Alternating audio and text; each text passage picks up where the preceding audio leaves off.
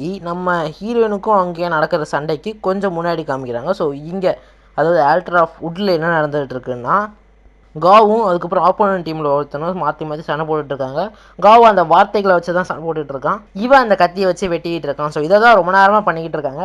நம்ம ஹீரோ ஒரு வாரத்தில் சைடில் உட்காந்துக்கிட்டு இருக்கான். ஏன்னா நம்ம ஹீரோவால் எந்த ஹெல்ப்புமே பண்ண முடியாது. ஒருவேளை அவன் ஹெல்ப் பண்ணணும்னு நினச்சானா அவனோட ஷீல்டு மொத்தமாக உடஞ்சி போயிடும். ஸோ திருப்பி அதே தான் நடக்குது. நம்ம காவு வார்த்தைகளை வச்சு சண்டை போடுறான், அவன் கத்தியை வச்சு வெட்டுறான். நீங்கள் யோசிக்கலாம், நம்ம காவுக்கிட்ட தான் ஸ்வாட் இருக்குது, அதை வச்சு சண்டை போடலாமேன்னு சொல்லிட்டு. ஸோ அதை வச்சு அவன் ஒரு பின்னாடி ஒரு பெரிய பிளானே வச்சுருக்கான். ஸோ வரப்போகிற எபிசோடுகளில் தெரியும், எல்லாம் பொறுத்திருந்து பாருங்கள். ஸோ காவுக்கே தெரிஞ்சு போச்சு இதுக்கு மேலே இவங்கிட்ட இதை வச்சு சமாளிக்க முடியாது, ஏதாச்சும் ஒன்று பண்ணியாகணும்னு சொல்லிட்டு யோசிச்சுட்டு இருக்கான்.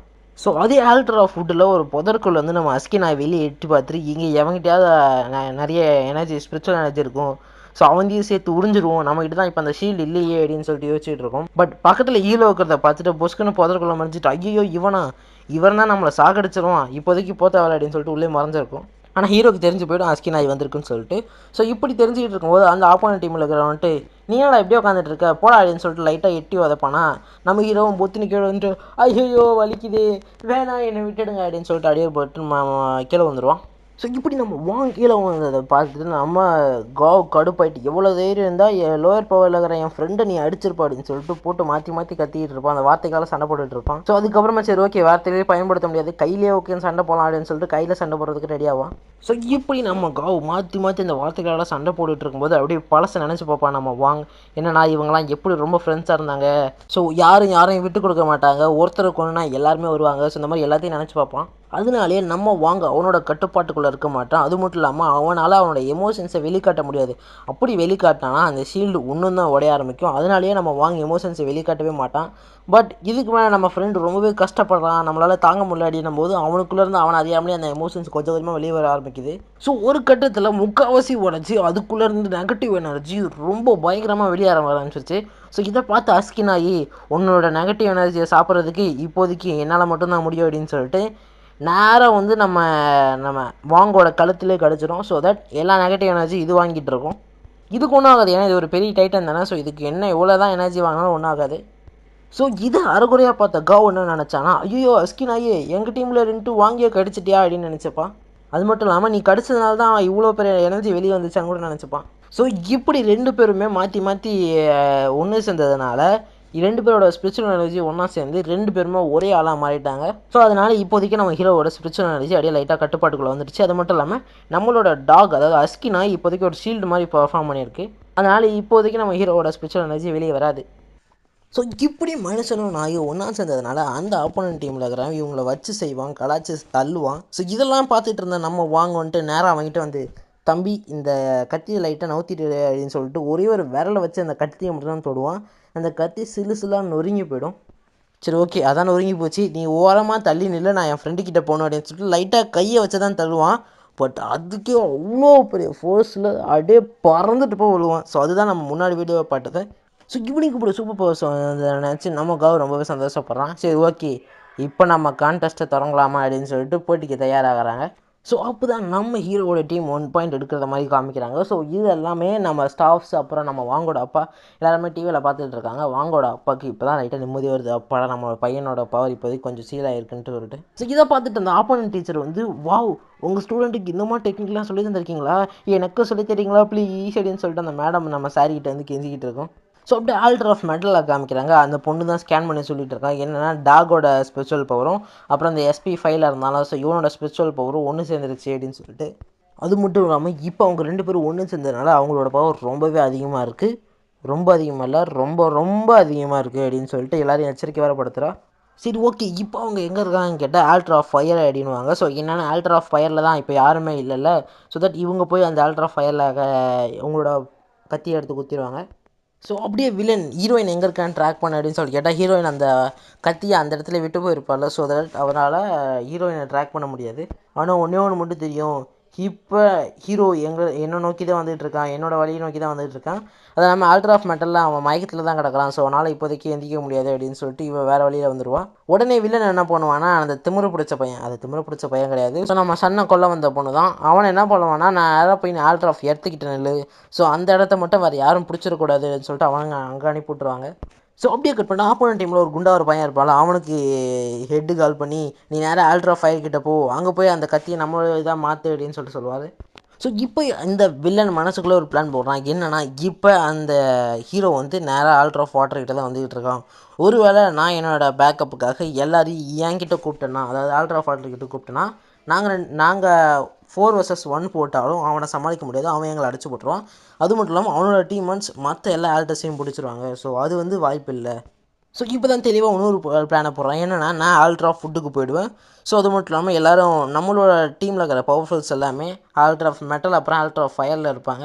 அது மட்டும் இல்லாமல் ஆல்ட்ரா எர்த்லேயே அவங்க தான் இருப்பாங்க. ஸோ தட் நம்ம 4 அவங்க 1.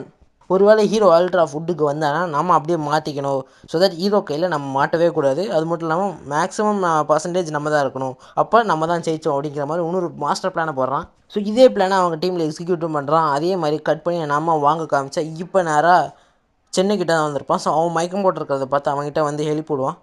ஸோ அவனும் கான்ஷியஸுக்கு வந்துட்டு ஐயோ எங்காச்சு அந்த பொண்ணை நான் அடித்து சாவடிக்க போகிறேன் எங்கே அப்படின்னு சொல்லிட்டு ஃபீல் விட்டுட்ருப்பான். ஸோ நம்ம ஹீரோவும் கூலாக பார் இப்போதைக்கு நம்ம இந்த போட்டியில் ஜெயிச்சாகணும், ஸோ சீக்கிரம் கத்தி எடுத்து அதில் குத்து அப்படின்னு சொல்லுவான். ஸோ இப்போ போய் ஆல்ட்ரா ஆஃப் மெட்டலில் நம்ம ஹீரோவோட டீம் கத்தி சொல்லணுன்னு ஸோ ஆப்போனன்ட் டீம் 2 அப்போ ஹீரோ டீம் 3 அப்படிங்கிற கணக்கில் வந்துச்சு. எல்லோரும் ரொம்பவே சந்தோஷமாக இருப்பாங்க. பட் சந்தோஷம் அவ்வளோ ரொம்ப நேரம் நிலைக்காது. உடனே ஒரு செகண்ட்லேயே ஆப்போனன்ட் டீம் 4 ஹீரோ டீம் 1ன்னு வந்துடும். ஏன்னா ஹீரோ ஒரு இடத்துல தான் நிற்கிறான், மற்ற 4 பேருமே வேறு இடத்துல இருக்காங்க. ஸோ அதனால் இப்படி மாறிடும்.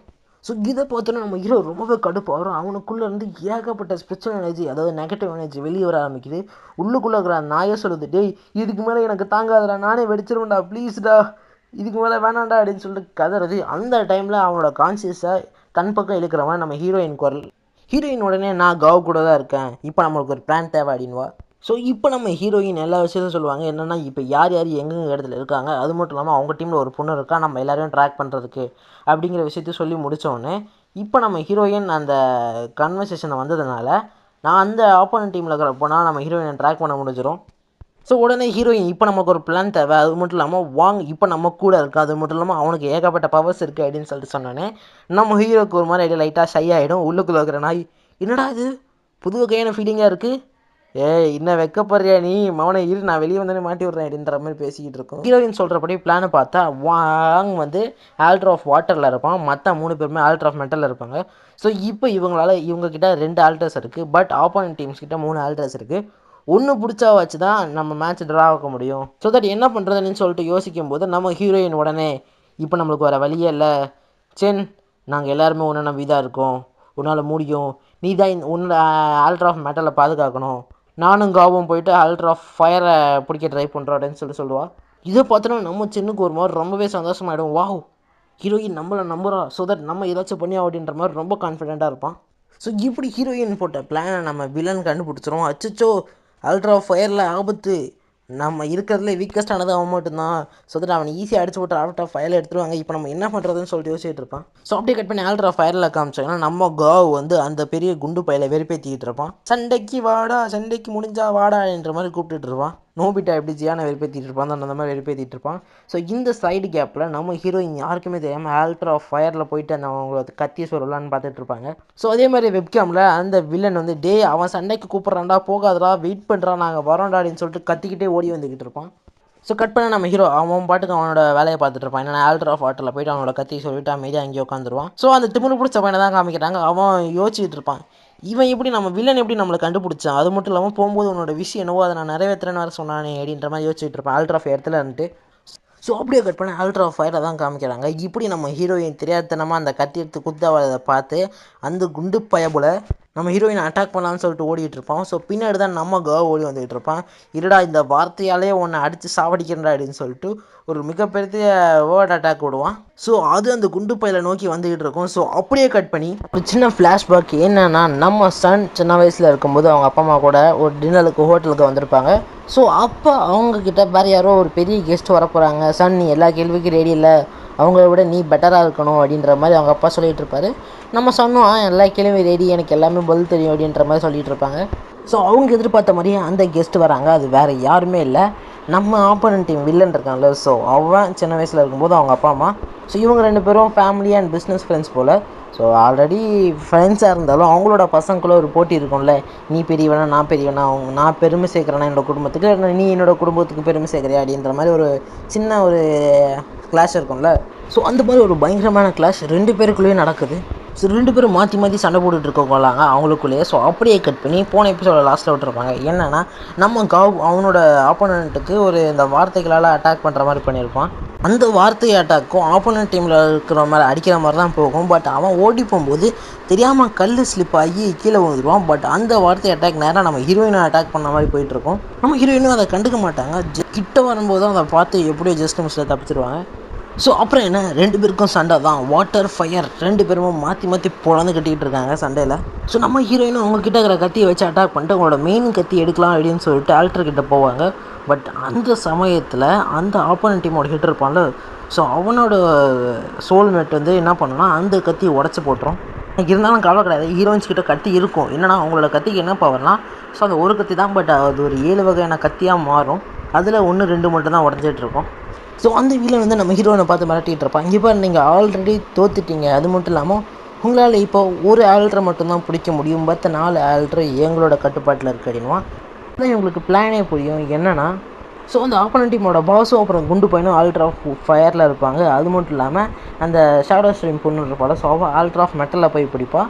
ஹீரோவை வேவ் பார்க்கறதுக்காக அந்த ஆப்போனன்ட் டீமில் இருக்கிற பொண்ணு போய் விடுப்பாள். ஏன்னா அவன் வேறு எங்கேயாச்சும் போகிறான்னா அதே இடத்துல தான் இருக்கான்னு சொல்லிட்டு வேவ் பார்க்கறதுக்காக.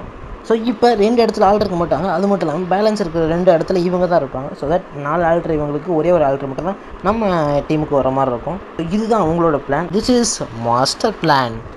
ஸோ தட் இப்போ எல்லாருக்கும் மேலே இருக்கிற ஒரே ஒரு நம்பிக்கை யாருன்னா நம்மளோட சென்.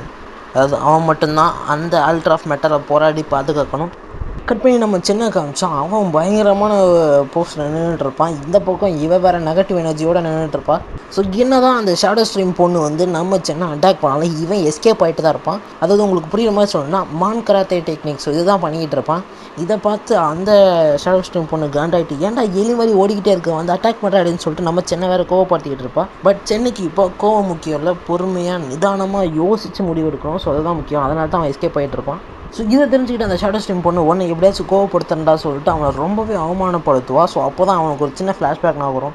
என்னென்னா, சின்ன வயசில் அவன் ரொம்ப பயந்துட்டு இருப்பான். என்னென்னா அவங்க அப்பா வாடா கத்தி சண்டை கற்றுக்கோ அப்படின்னு சொல்லிட்டு கூப்பிடுவார், தைரியமாக இருன்னு சொல்லிட்டு சொல்லுவார். ஆனால் இவன் இல்லை எனக்கு பயமாக இருக்குது நல்லா வரமாட்டேன்னு சொல்லிட்டு மாற்றுக்கு முன்னாடி ஒளிஞ்சிட்டு இருப்பான். ஸோ அப்படியே கட் பண்ணால் ப்ரெசென்ட்டில் என்னென்னா அந்த மரத்துலேருந்து ஒரே ஒரு சின்ன இலை மாதிரி விடும். ஸோ அதை அந்த ஷேடோ ஸ்ட்ரீம் பொண்ணு பிடிச்சி வைப்பா. ஏன்னா அது அவ்வளோ ஷார்ப்பாக மெட்டல் பீஸ் மாதிரி இருக்கும். ஏன்னா அதனால தான் அது ஆல்ட்ரா ஆஃப் மெட்டல். ஸோ இதை புரிஞ்சுக்கிட்டு அவன் என்ன பண்ணுவான்னா அவனோட நெகட்டிவ் எனர்ஜியை வச்சு ஏகப்பட்ட மெட்டல் பீசஸ் அவனுக்குள்ளே எடுத்து ஸோ அதை மொத்தமாக நம்ம சென்னு மேலே அட்டாக் பண்ணுறதுக்காக ரெடி பண்ணுவாள். ஸோ இந்த சமயத்தில் சென்னுக்கு இன்னொரு விஷயம் ஞாபகம் வரும். என்னன்னா இவன் இப்படி பயந்ததை கோவப்பட்ட அப்பாவானா இவன் எனக்கு புள்ளியே இல்லை, இவனை இன்னைக்கு வெட்டி கொன்னுடுற அப்படின்னு சொல்லிட்டு அவரோட கத்தியை வச்சு வெட்டலான்னு வருவார்.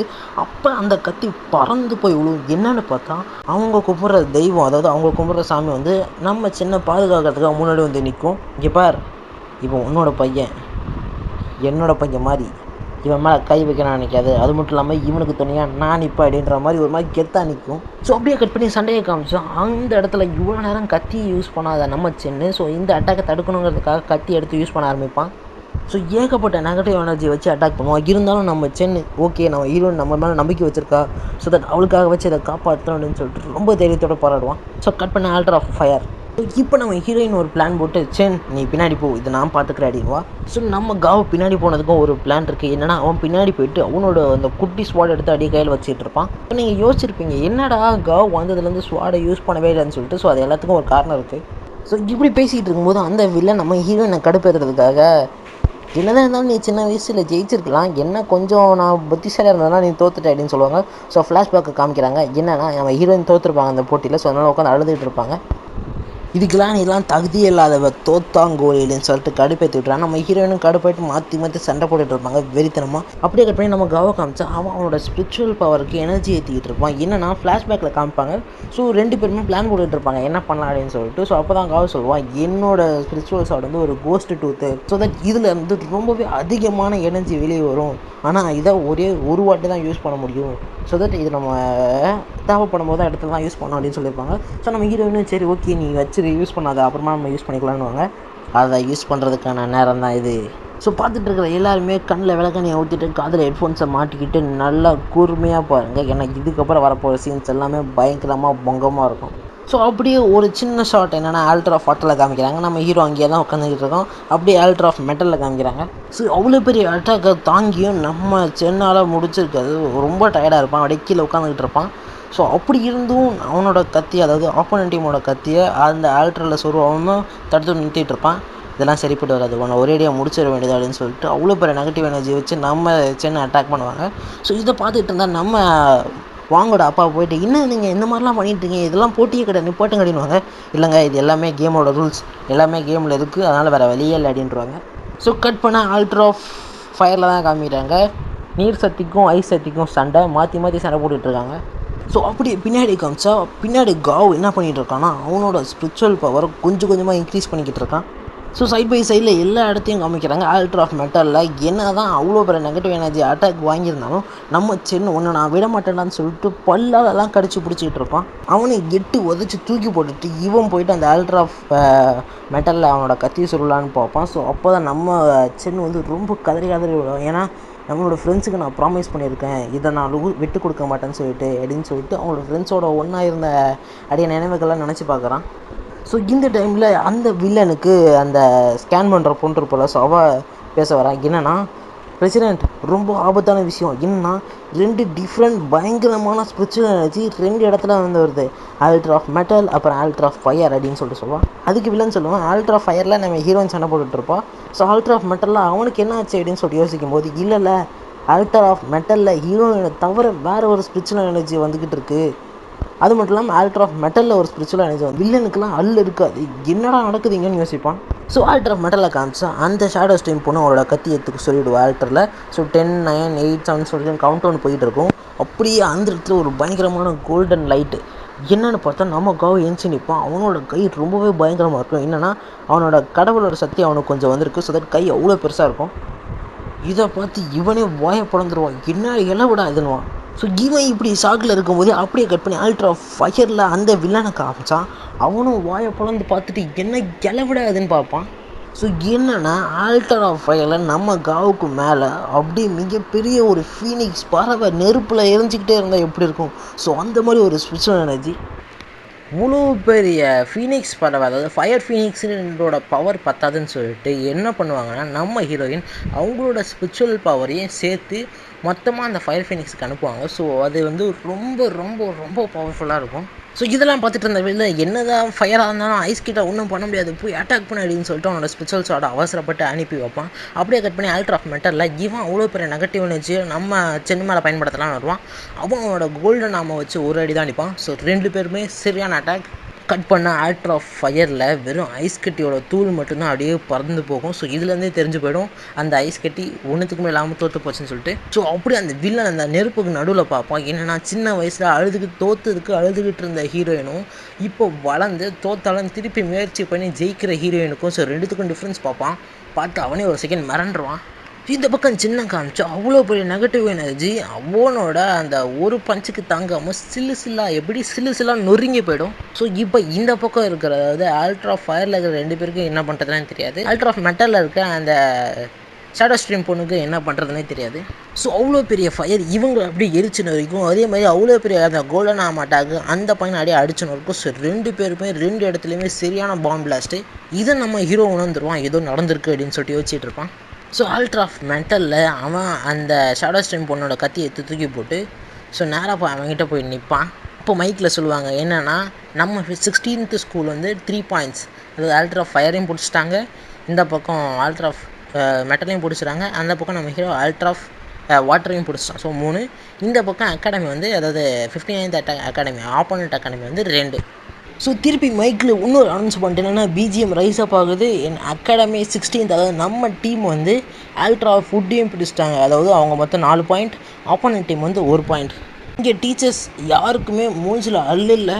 ஸோ அந்த பக்கம் ஆல்ட்ரா ஆஃப் ஃபுட்டில் யாருன்னு பார்த்தா நம்ம தலைவர் வாங் சிங் லிங் தான். ஸோ எல்லா டீம் வச்சு ரொம்ப சந்தோஷமாக இருக்கும் போது அப்படியே ஆல்ட்ரா ஆஃப் மெட்டலில் காமிக்கிறாங்க. இப்போ அந்த திமிரு பிடிச்ச என் வேஷத்தில் இருக்கிற ஷேடோ ஸ்ட்ரெயின் பொண்ணு ரொம்ப கடுப்பாயிட்டு, இதுக்கு மேலே என்னால் பொறுக்க முடியாது இந்த வேஷத்தில் இருடா வரேன் அப்படின்னு சொல்லிட்டு அவனோட எல்லா வேஷத்தையும் கலைச்சிட்டு அந்த ஷேடோ ஸ்ட்ரெயின் பொண்ணு அவே மாதிரி அழிஞ்சு போடா அப்படின்னு சொல்லிட்டு அட்டாக் பண்ணான்னு வருவா. ஸோ அப்படியே